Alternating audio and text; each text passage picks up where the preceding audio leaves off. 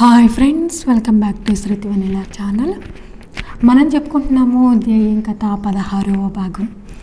రాసిన వారు ఎండమూరి వీరేంద్రనాథ్ గారు.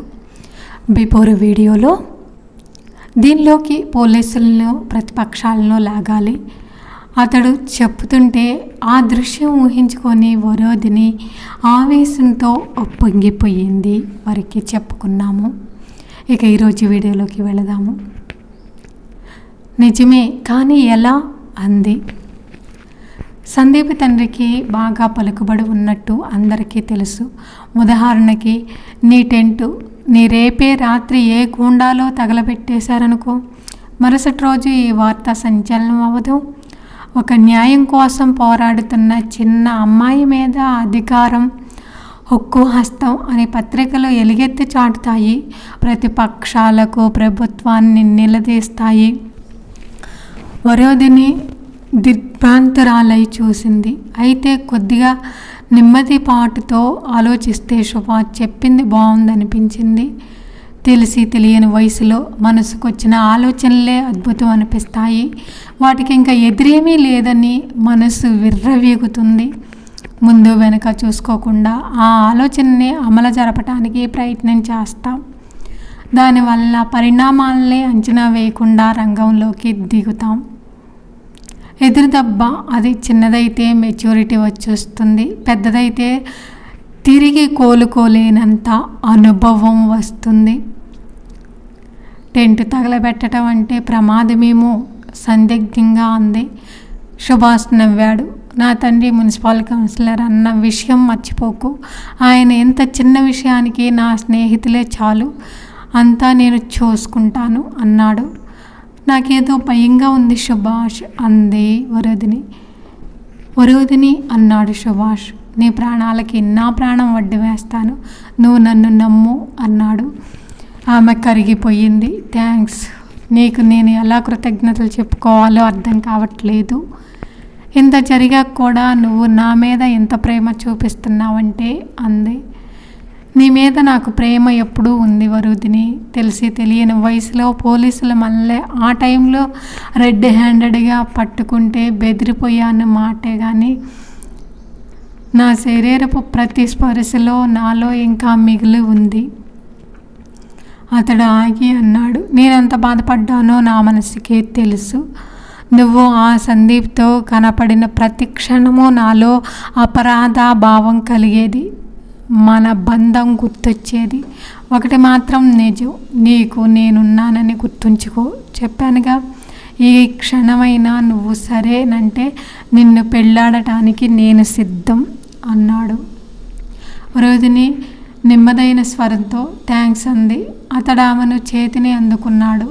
నేను ఈ చేతి మీద ముద్దు పెట్టుకోవచ్చా వరోధిని అన్నాడు. ఆమె సమాధానం చెప్పలేదు. అతడు సుతారంగా ఆమె చెయ్యి వెనక వైపు ముద్దాడాడు. మెరిసిన మెరుపు కాంతిలో అతడి కళ్ళల్లో తడిని చూసింది.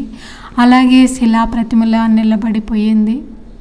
అతడు లేచి ఆమె నుదుటిని స్నేహభావంతో కళ్ళని నాసిక నన్ను ముద్దాడి వెళ్ళొస్తాను అని వెళ్ళిపోయాడు. ఆకాశంలో మెరుపులు అక్కడ ప్రదేశాన్ని 1-2 సార్లు వెలుగులోకి నింపాయి. రుక్మిణి ఇంకా గాఢ నిద్రలోకి ఉంది.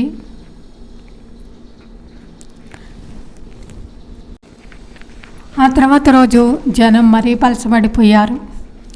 దగ్గర స్నేహితురాళ్ళు మాత్రం వచ్చి కాసేపు వెళ్ళిపోయారు. ఉన్నట్టుండి ఎందుకలా వెనక్కి తగ్గారో రుక్మిణి కృష్ణమూర్తులకు అర్థం కాలేదు. ప్రీతం వారం రోజుల క్రితమే స్నేహితుడి పెళ్ళని ఏదో ఊరు వెళ్ళాడు. అతడు ఉంటే కాలేజీ పిల్లలను తీసుకొచ్చి ఏదో గొడవ చేసేవాడు. వరోధిని మనసంతా ఆ రాత్రి జరిగిపోయిన సంఘటనలు తలుచుకుంటూ టెన్షన్గా ఉంది. రుక్మిణి కృష్ణమూర్తులకి రాత్రి జరిగిన విషయమే తెలీదు. దిగులుగా కూర్చొని ఉన్నారు. అంతలో అక్కడికి నిఖిత వచ్చింది. ఆ అమ్మాయిని చూడగానే రుక్మిణికి కాస్త సంతోషం వేసింది. రుక్మిణిలో క్రితం రోజు ఉన్న హుషారు లేదు. క్రితం రోజు పేపర్లో పడిన వార్తలన్నీ చూసి ఢిల్లీ నుంచి ప్రధానమంత్రి టెలిగ్రామ్ పంపిస్తాడన్నంత నమ్మకంతో ఉంది ఆవిడ. అది రుక్మిణి తప్పు కాదు. వరుదిని ఆరోగ్యాన్ని పరామర్శిస్తూ దేశం నలుమూలల నుండి టెలిగ్రామ్లు వస్తున్నాయి అని 2 రోజుల క్రితమే ఓ లోకల్ పత్రిక వ్రాసి సెన్సేషనల్ కలగజేయాలనుకుంది. నిజానికి ఒక్క కార్డు కూడా రాలేదు. ఎలా ఉంది వరోధిని అని పక్కన కూర్చుంటూ అడిగింది నిఖిత. ఎలా ఉంటుందమ్మా, 4 రోజుల నుంచి పచ్చి మంచినీళ్ళైనా ముట్టుకోలేదు. ఎప్పుడు స్పృహ తప్పుతుందో అన్నట్లుంది. ఎవరూ పట్టించుకోవట్లేదు. కాలనీలో ఉండే తోటి ఆడపిల్లలు ఎంత సాహసానికి దిగితే మీరైనా వచ్చి సపోర్ట్ చేయొచ్చుగా అంది నిష్ఠూరంగా. వరోధిని చేస్తున్న ఈ పని గొప్ప సాహస కార్యంగా మీకు అనిపిస్తుందా ఆంటీ? ఎదురు ప్రశ్న వేసింది నిఖిత. కాదంటావా? ఎంతమంది అమ్మాయిలు ఎన్ని రకాలుగా మోసపోతున్నారు. ఒక్కరైనా పబ్లిక్గా న్యాయం కావాలని అడిగారా అంది. నిఖితగా ఆమెను చూస్తే జాలేసింది. నా కూతురు మా పరువు తీసేసింది అంటూ 4 రోజుల క్రితం గుండెలు బాదుకొని కాలనీలో ఏడ్చింది. ఇలా సమ్మె చేస్తే సందీప్ మంచివాడయి వరోధిని పెళ్లి చేసుకొని ఆమెని సుఖపెడతాడన్న నమ్మకం మీకుందా అడిగింది నిఖిత. పెట్టకపోని చట్టబద్ధంగా నాకు రావాల్సిన హక్కు కోసం నేను పోరాడుతున్నాను అంది వరుదిని కల్పించుకుంటూ. చట్టం వేరు, ధర్మం వేరు వరుదిని.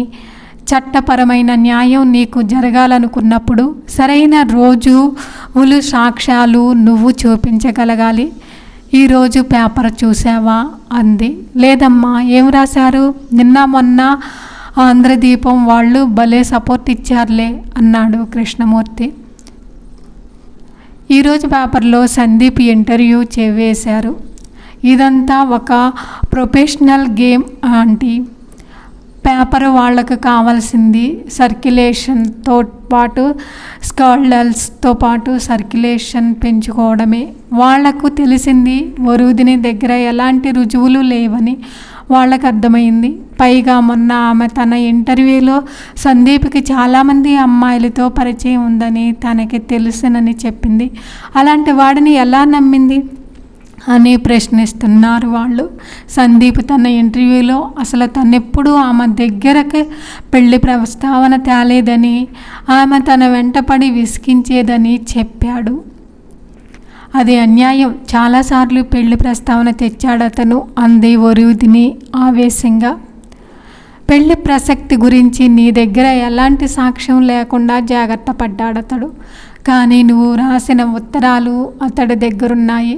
అతడితో నువ్వే రకంగా ఎంజాయ్ చేసింది, ఆ అనుభవాల్ని తిరిగి కోరుకుంటున్న విషయం, రాత్రుల్లో నిద్ర పట్టడం లేదన్న విషయం చాలా వివరించి రాశావుగా. వాటి కాపీలు కూడా అతడు పేపర్ వాళ్ళకి ఇచ్చాడు.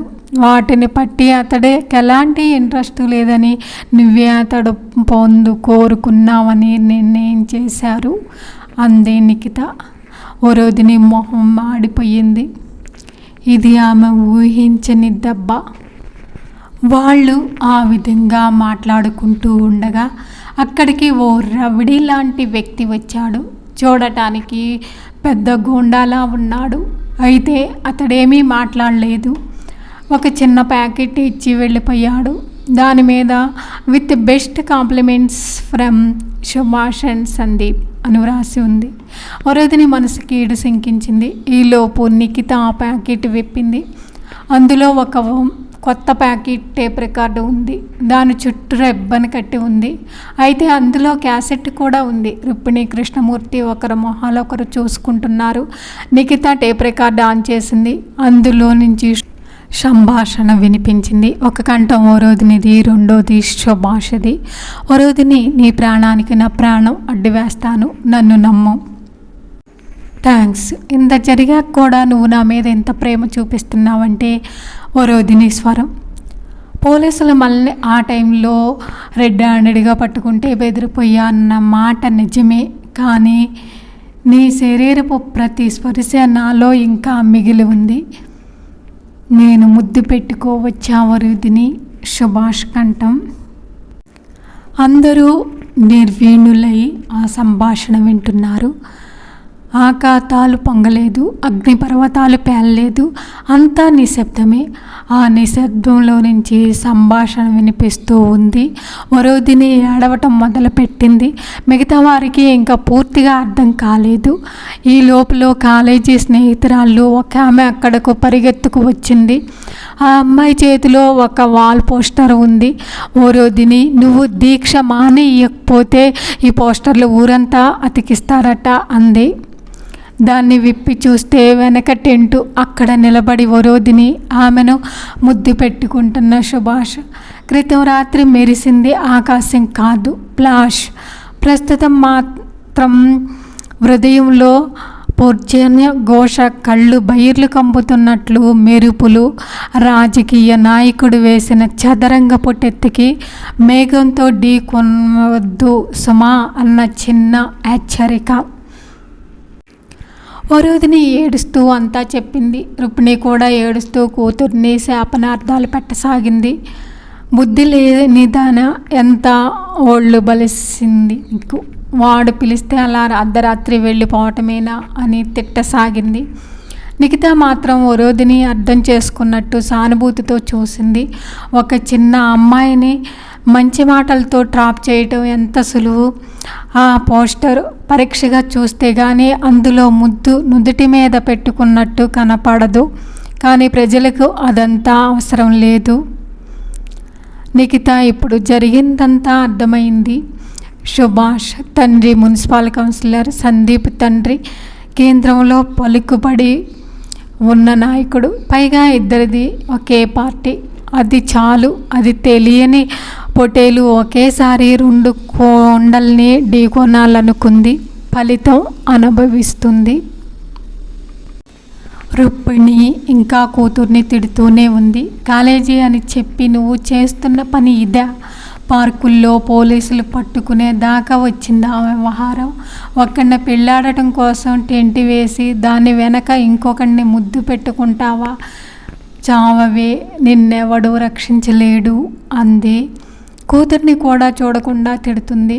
మొట్టికాయలు విరుస్తుంది. ఆమె సామాన్య జనానికి ప్రతీక. రేపు ఈ వాల్ పోస్టర్ గోడల నిండా అంటించబడితే జనం ఆమెలాగే అనుకుంటారు. నిఖితకు అకస్మాత్తుగా విషయం అర్థమైంది. ప్రత్యర్థులు పంపిన హింటు ఇది. దీక్ష విరమించకపోతే వందల క్యాసెట్లు అందరికీ పంచబడతాయి. వేల పోస్టర్లు అతికించబడతాయి. పెద్ద గొడవ కాకముందే విరమించుకొని హెచ్చరిక ఇది. ఆమె వరోధిని వైపు చూసింది. వరోధిని ఇంకా షాక్ నుంచి తేరుకోలేదు. ఆ షాక్ సుభాష్ వల్ల వచ్చిందో సందీప్ వల్ల వచ్చిందో తెలియదు, కానీ ఏ క్షణమైనా స్పృహ తప్పి పడిపోయేలా ఉంది. కృష్ణమూర్తి ఒక్కడే కాస్త స్పృహలో ఉన్నట్టు కనపడ్డాడు. పరిస్థితి తనే సరిదిద్దాల్సిన అవసరం నిఖితకు కనపడింది. వయసులో చిన్నదైన పరిస్థితులే ఆమెకు పెద్దరికాన్ని ఆపాదించాయి. ఇంతకు పూర్వం నీకు సుభాష్ అనే వ్యక్తితో కూడా సంబంధం ఉందని, దానికి రుజువులు కూడా తన దగ్గర ఉన్నాయని అన్యాపదాస్యంగా చెబుతున్నాడు. డబ్బున్న అబ్బాయిలు వెంటపడి ఎవరినో ఒకరిని ట్రాప్ చేయటమే నీ ధ్యేయంగా సృష్టించారు. రుక్మిణి కృష్ణమూర్తుల మొహాలు పాలిపోయాయి. అమ్మాయిలంతా ఉన్నట్లుండి అలా వెనక్కి తగ్గటానికి కారణం మాత్రం వాళ్ళకి అర్థమయ్యింది. వాళ్ళ ఆలోచనలో పసిగట్టినట్లుగా నిఖిత అంది. సందీప్ చాలా డబ్బున్నవాడే కాదు, పలుకుబడి ఉన్నవాడు. మిగతా వాళ్ళు ఇప్పుడు భయపడుతున్నారు. ఎవరు సపోర్టు ఇంకా వరోధినికి ఉండదు అంకుల్ అంది. అంటే నేను ఇక ఓడిపోయినట్లేనా? వరోధినికి ఏడుపు ముంచుకొచ్చింది. అన్యాయాన్ని ఎదిరించి న్యాయం జరిగేలా పోరాడటం మంచి పనే, హర్షించదగింది వరోధిని. కానీ ఆ పోరాటానికి దిగే ముందు అది విజయవంతం కావడానికి కావలసిన సరంజామా మన దగ్గరలో ఉందో లేదో చూసుకోవాలి. అది లేనప్పుడు నలుగురిలో నవ్వుల పాలు కావడం మాత్రం మనకు మిగిలేది. ఇప్పుడేమిటి చేయటం? ఉన్నట్టుండి దానంతటా అది దీక్ష విరమిస్తే నిజంగానే నలుగురిలో నవ్వులు పాలవుతాం అన్నాడు కృష్ణమూర్తి దిగులుగా. పోనీ ఒక పని చేయండి అంకుల్. ఏమిటి? ఆశగా అడిగాడు కృష్ణమూర్తి. మీ ఫ్యామిలీ డాక్టర్ని పిలిచి మాట్లాడండి. వరుదిని ఆరోగ్యం బాగా క్షీణించిందని స్టేట్మెంట్ ఇచ్చి వాళ్ళ నర్సింగ్ హోమ్లో అడ్మిట్ చేయండి. 2 రోజుల తర్వాత ఇంటికి తీసుకెళ్ళవచ్చు. అదే కారణం వల్ల ఆమెను దీక్ష విరమింపచేశారని అందరూ అనుకోనివ్వండి అంది నిఖిత. ఆ ఐడియా చాలా బాగుందనిపించింది. కృష్ణమూర్తి డాక్టర్కి ఫోన్ చేయడానికి వెళ్ళాడు. అవినాష్ టీ త్రాగి త్వరగా రెడీ అవ్వాలి, మనం పార్టీకి వెళ్ళాలి. పార్వతి టీ కప్ అందించి హడావుడిగా వెళ్ళిపోయింది. చాలా అలసటగా ఉందమ్మా, నేను రాను, మీరు వెళ్ళండి అన్నాడు టీ తాగుతూ అవినాష్. పరంధామయ్య గారిని పెద్ద ఇండస్ట్రియలిస్ట్, మీ డాడీకి బాగా కావలసిన వాళ్ళు. ఆవిడ కళ్ళల్లో మెరుపు అతడికి అర్థం కాలేదు. డాడీ పేరు చెప్పగానే మరి మాట్లాడలేకపోయాడు. అవసరమైతే తప్ప ఆయన అతడిని పార్టీలకి రమ్మని బలవంతం చేయడు.